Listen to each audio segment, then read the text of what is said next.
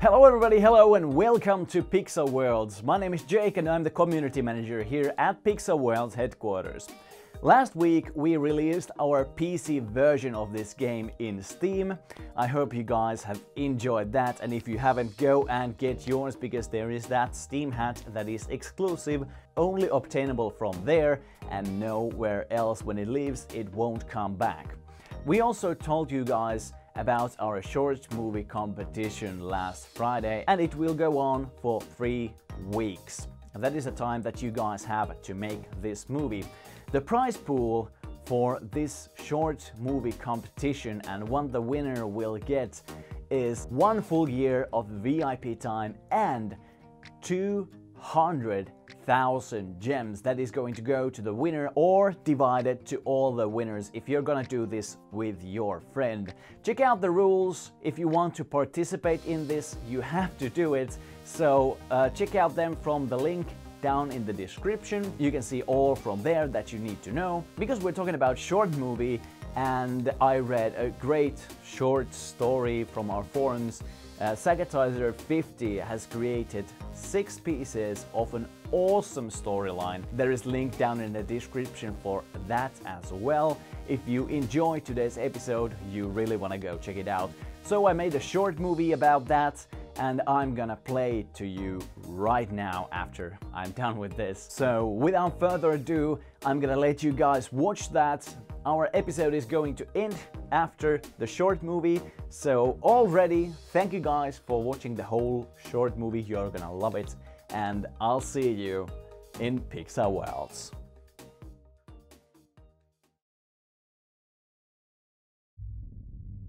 Welcome, subject S50. The voice said. All I could see was darkness. There was nothing. I didn't know where I was or even who I was. I didn't even know how I was created. I just existed.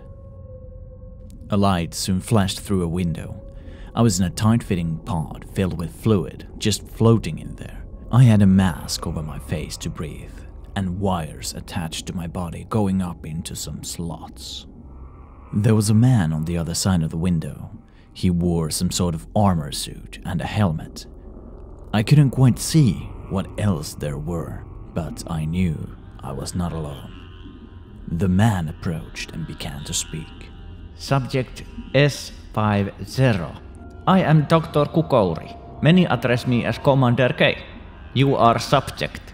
You are one of the many clones that I have created. I am telling you this now, as I know that you will have to go through the MEP. Now, before I continue with you, I have something I need to attend to. Dr. Kukouri flicked a switch and the room outside my window glowed white for a moment. And after it settled, all I saw was white floors, white walls, and more pods. Those pods held more people like me. We all wore undergarments, wires, and oxygen masks. Dr. Kukouri walked up to another pod and asked them to choose a gender and a color. Hologram buttons appeared in their tank so that they could choose, and after choosing, the fluid in their tanks drained, leaving them suspended on wires. Their glass opened and a machine came down and inserted a long syringe into their head, changing from the pale white that we all are to a more natural shade of color and giving them pupils. We all just sat here white and pupilless until we got to choose our gender and color. After the other subject was changed via the machine, another one came up to them, detached their wires and laid them on a steel table. I could hear Dr. Kukouri tell them that their memory is going to be erased and they will begin training. The machine that moved them onto that table extended into a long arm with many needles on it. The subject stared at these needles, stabbed into them all at once. They glowed purple for a minute, and then they vanished. Nothing was left of them. After watching this horrifying scene many times, I began to panic.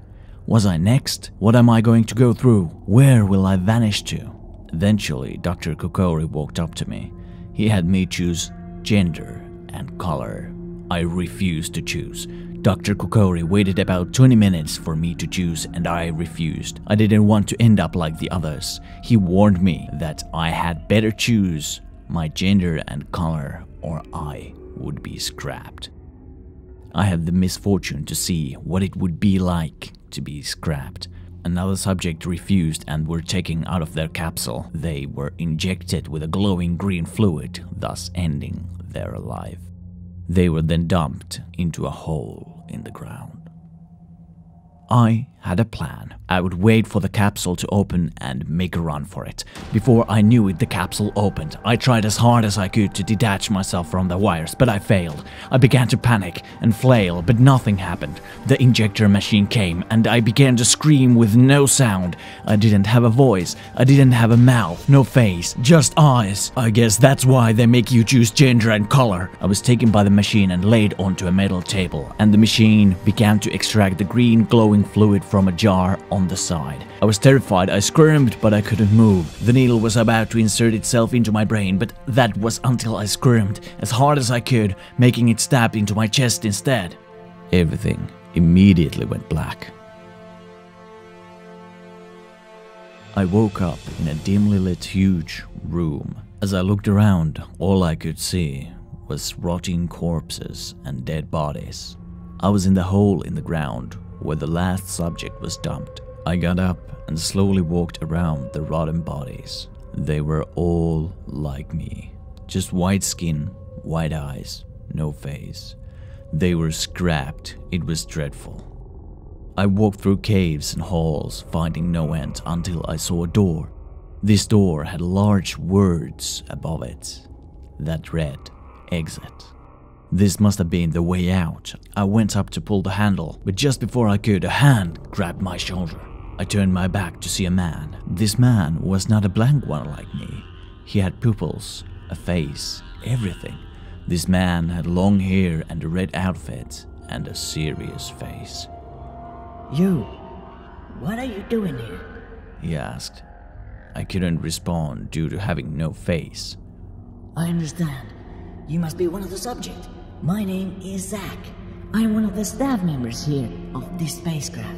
I know you can't speak, but don't tell anyone what I'm about to do. I'm going to save you. Zach, as I later learned, opened a purple vortex next to him. Hop in. We don't have all day. Go! I hesitated a little bit and eventually hopped in. Just before I did, I saw the exit door blast open with Dr. Kokori on the other side. He held a glowing blue sword in his right hand, and just as I hopped in, I saw Dr. Kokori charge at Zack. Everything went black for a moment. Then, my vision returned. I looked around to see a metal room with an orange wall at one side and a spherical robot next to me. Hello, I am Pixelbot. I am here to guide you. Punch down the orange wall to continue. The bot said in a robotic but cheery voice.